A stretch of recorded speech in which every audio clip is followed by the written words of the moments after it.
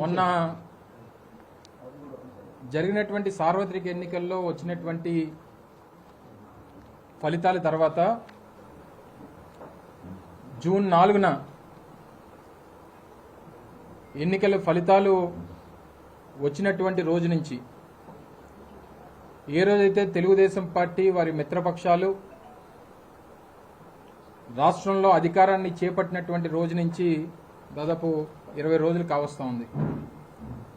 నాటి నుండి నేటి వరకు రాష్ట్ర వ్యాప్తంగా తెలుగుదేశం పార్టీ చేస్తున్నటువంటి దమనకాండ, వైఎస్ఆర్ కాంగ్రెస్ పార్టీ కార్యకర్తల మీద జరిగినటువంటి దాడులు, నాయకుల మీద జరుగుతున్నటువంటి దాడులు, అలాగే ప్రైవేట్ ప్రభుత్వ ఆస్తుల మీద జరుగుతున్నటువంటి దాడులు, ఇవన్నీ కూడా గడిచినటువంటి 20 రోజులుగా మనం చూస్తూ ఉన్నాం. సరే, మొదట్లో మేము ఇంకా ప్రమాణ స్వీకారాలు చేయలేదు, జరుగుతున్నటువంటి వాటికి మాకు సంబంధాలు లేవు, ఈ రకరకాలైనటువంటి అహంకారంతో ఇచ్చినటువంటి సమాధానాలన్నీ కూడా మనం చూసాం. కొంతమంది ప్రాణాలు బలిగొన్నారు,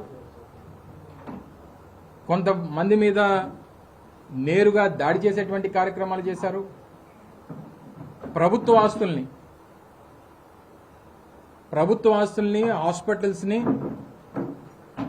సచివాలయాల్ని, వాటన్నిటి మీద కూడా దాడి చేసినటువంటి సందర్భాలను మనం చూసాం. ఏ రకంగా నిన్న మన ఉమ్మడి విశాఖపట్నం జిల్లా చోడవరం నియోజకవర్గంలో ఒక శిలాఫలకాన్ని సహజంగా ప్రభుత్వంలో ఉన్నటువంటి ప్రజాప్రతినిధులు ఆ ప్రభుత్వానికి సంబంధించినటువంటి నిర్ణయాల్లో భాగంగా నిర్మించినటువంటి భవనాలకు సంబంధించినటువంటి శిలాఫలకాలని పూర్తిగా ధ్వంసం చేసి, ఇక్కడే కాదు అనేక ప్రాంతాల్లో రాష్ట్ర వ్యాప్తంగా చేస్తున్నటువంటి ఈ చర్యలను మనం చూస్తూ ఉన్నాం. ఈరోజు ఉదయం తెల్లవారుజామున 5 గంటలకి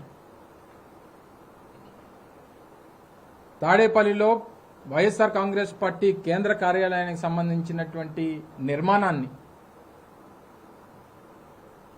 8 సంవత్సరాలు ఈ రాష్ట్రంలో ప్రతిపక్ష పార్టీగా, గడిచినటువంటి 5 సంవత్సరాల అధికార పార్టీగా,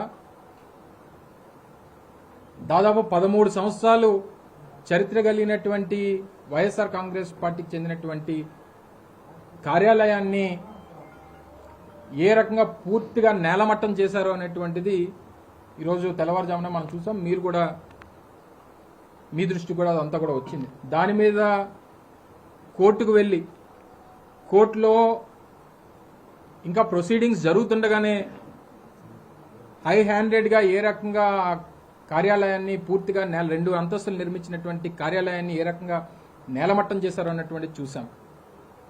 ఈరోజు రాష్ట్రంలో అంబేద్కర్ గారి రాజ్యాంగాన్ని పూర్తిగా పక్కన పెట్టి తెలుగుదేశం పార్టీ తాలూకా రెడ్ బుక్ రాజ్యాంగం నడుస్తూ ఉంది.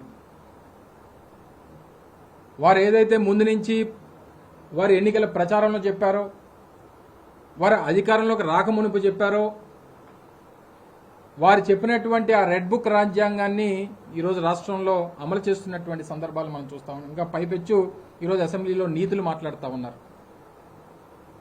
సరే, మేమైతే మా నాయకుడు జగన్మోహన్ రెడ్డి గారు మొన్న సమావేశం పెట్టినప్పుడు చాలా క్లియర్గా కేటగారికల్గా చెప్పారు.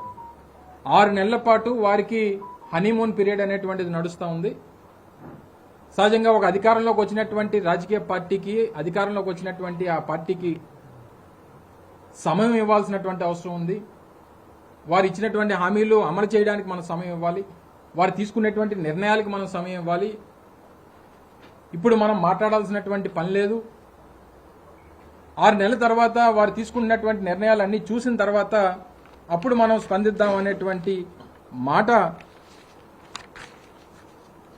జగన్మోహన్ రెడ్డి గారు మొన్న సమావేశంలో చెప్పారు. దానికి కూడా వారు సమయం ఇవ్వట్లేదు.